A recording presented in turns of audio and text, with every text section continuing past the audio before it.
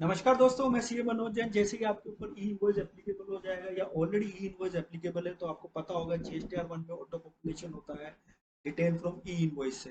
तो आज का वीडियो का डिस्कशन यही है। इसमें हम समझेंगे बिकॉज क्या होता है कि जो ऑटो पॉपुलेशन होता है वो डॉक्यूमेंट डेट के हिसाब से होता है, आयरन जनरेशन डेट के हिसाब से नहीं होता है। तो कुछ लोगों को इसमें कंफ्यूजन है। फ्रेंड्स, जैसे मैंने बताया कि जीएसटीआर वन में डेटा ऑटो पॉपुलेट होगा फ्रॉम ई इनवॉइस, लेकिन उसके अंदर 2 दिन का समय लगता है डेटा रिफ्लेक्ट होने के साथ के लिए। और जैसे ही डेटा रिफ्लेक्ट होता है तो कुछ एडिशनल डिटेल भी जीएसटीआर वन में आपकी आती है, जिसको हम वीडियो के एंड पार्ट में देखेंगे। और इसके साथ साथ जैसे मैंने बताया कि 13 सितंबर को अगर आप कोई आयरन जनरेट कर रहे हो तो 15 सितंबर 2022 को जीएसटीआर वन में रिफ्लेक्ट होगा। तो 2 से 3 दिन का समय इसमें लगता है। फ्रेंड्स, स्टार्ट करते हैं auto population in GSTR from the IRP. जो डेटा पॉपुलेट होता है वो based on the document date होता है, इनवॉइस डेट, इररेस्पेक्टिव कि आपने उसका आयरन कब जनरेट किया। इसको हम एक एग्जांपल से समझे तो ज्यादा बेटर होगा।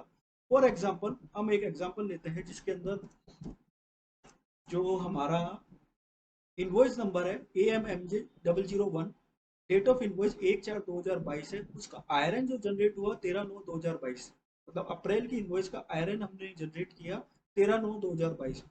एक्चुअल में जो जीएसटीआर वन में डेटा जाना चाहिए based on the document date जाएगा अप्रैल 2022। इस केस में जीएसटीआर वन सपोज करो अभी तक अप्रैल की फाइल नहीं हुई है, तो जो ई इनवॉइस डेटा रिफ्लेक्ट करेगा वो अप्रैल 2022 में ही करेगा, इररेस्पेक्टिव कि आयरन आपका कब जनरेट हुआ है। अब सिचुएशन को अगर हम चेंज करें, RAJ 001 एक इनवॉइस है जिसका स्टिल जो इनवॉइस का डेट है वो 1/4/2022 ही है और उसका आयरन जनरेट हुआ 13/9/2022। लेकिन इस केस में क्या हुआ है कि जो अप्रैल की इनवॉइस है, जो अप्रैल का जीएसटीआर वन है, वो फाइल हो गया है। अब फाइल हो गया है तो ये वापस से फाइल रिटर्न में तो डेटा रिफ्लेक्ट नहीं होगा। तो इस केस में क्या क्या होगा, ये आने वाले किसी भी सब्सिक्वेंट मंथ के अंदर ये इनवॉइस आपके जीएसटीआर वन में ऑटो पॉपुलेट नहीं होगी। इस इनवॉइस को अगर आपको देखना है तो जीएसटीआर वन के डैशबोर्ड पर आपको सितंबर का टैक्स पीरियड सेलेक्ट करना है और वहां पर एक एक्सेल फाइल होगी, उसको डाउनलोड कर सकते हैं। वहां पर ये इनवॉइसेस मिल जाएगी जिसमें एक रिमार्क आएगा कि ये जो इस पीरियड की रिटर्न है वो ऑलरेडी फाइल हो गई है। अब अगर आपको सितंबर मंथ की जीएसटीआर वन में इसको ऐड करना है, या तो आपको इसको एनुअली मैनुअली ऐड करना पड़ेगा, या आप इसको ऑलरेडी ऐड करके आए हैं तो आपको इसको ऐड करने की जरूरत नहीं है। यहाँ पर हम लीगलिटी में नहीं जा रहे हैं कि टैक्स लाइबिलिटी क्या होगी, वापस से ऐड कर सकते हैं नहीं कर सकते। मैं जस्ट एक फ्लो बता रहा हूँ कि ई इनवॉइस से जीएसटीआर वन में डेटा ऑटो पॉपुलेट कैसे होगा। तो इस केस में बिकॉज रिटर्न ऑलरेडी फाइल हो चुकी है तो ये किसी भी सब्सिक्वेंट जीएसटीआर वन में रिफ्लेक्ट ही नहीं होगी। ये इनवॉइसेस डैशबोर्ड में एक्सेल फाइल में आपको मिल सकती है।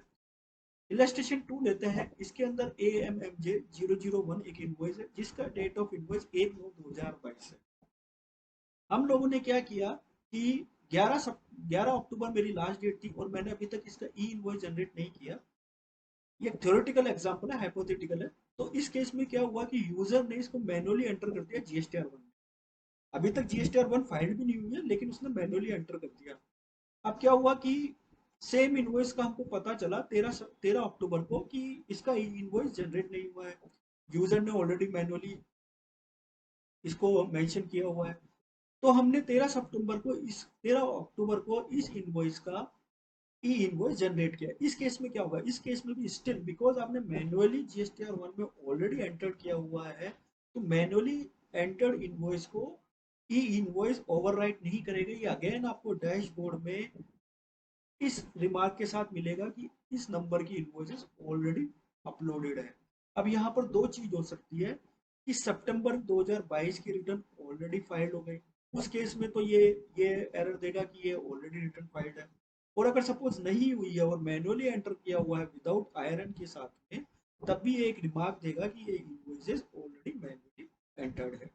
फ्रेंड्स, जब ई इनवॉइस से जीएसटीआर वन में डेटा ऑटो पॉपुलेट होगा तो उसमें कुछ चेंजेस होंगे, क्योंकि जब आप ई इनवॉइस जनरेट करोगे तो उसको HSN code wise, rate wise, particular wise आप डिटेल दोगे कि मेरे इस प्रोडक्ट जैसे 10 प्रोडक्ट है तो आप 10 प्रोडक्ट के अलग अलग डिटेल्स दोगे।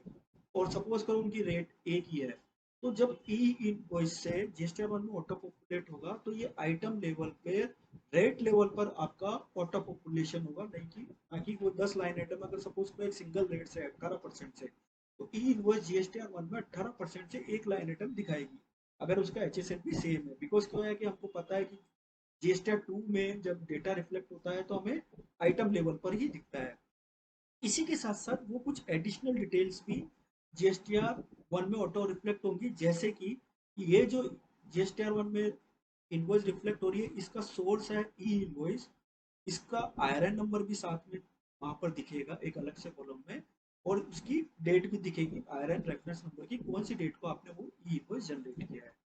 फ्रेंड्स, अब जब ये ऑटो पॉपुलेट हो जाती है इनवॉइस जीएसटीआर 1 में, तो आप इसको मॉडिफाई भी कर सकते हो, एडिट कर सकते हो, डिलीट कर सकते हो, कोई रेस्ट्रिक्शंस नहीं है। लेकिन होगा क्या, अगर आप सपोज करो ऑटो पॉपुलेट ई इनवॉइस को आप डिलीट करते हो, मॉडिफाइड करते हो, तो जो सोर्स डिटेल आती है, जो एडिशनल डिटेल आती है, जैसे अभी हमने देखा आयरन नंबर आता है, आयरन डेट आता है, तो वो भी डिलीट हो जाएंगी। अगर आप किसी को मॉडिफाई भी करते हो, जैसे 10,000 रुपये था ई इनवॉइस जनरेट करते समय अमाउंट, उसको आप 1 लाख कर रहे हो, तो वो 1 लाख करने देगा, लेकिन उसका आयरन नंबर और आयरन डेट जो है वो डिलीट हो जाएगी और सामने वाले के रजिस्टर टू में भी नहीं दिखेगी।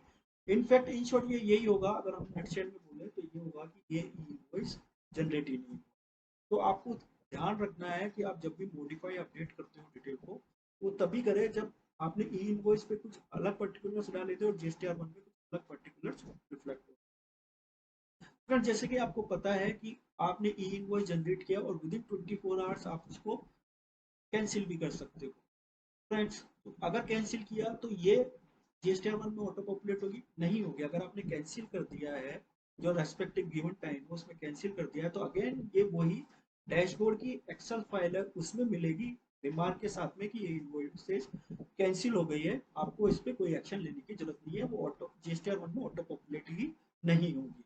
तो यहाँ पर जैसे कुछ रिमार्क आपको मिलेंगे, जैसे अगर आपने, मैंने बताया कि आपने कोई डॉक्यूमेंट मैन्युअली एडिट ऐड किया था, तो वो भी आपको जीएसटीआर 1 में ऑटो पॉपुलेट नहीं होगा, आपको मैन्युअली में एंटर करना पड़ेगा। अगर कोई एडिट आपने किया है, डॉक्यूमेंट एडिट आपने किया है, तो ध्यान रखिए कि जो एक्सेल फाइल मिलेगी, जो आपको ऑटो पॉपुलेट एक्सेल फाइल मिलेगी, उसमें जीएसटीआर 1 में जो भी आप मैन्युअली एंटर करते हो वो वहां पर रिफ्लेक्ट नहीं होगा।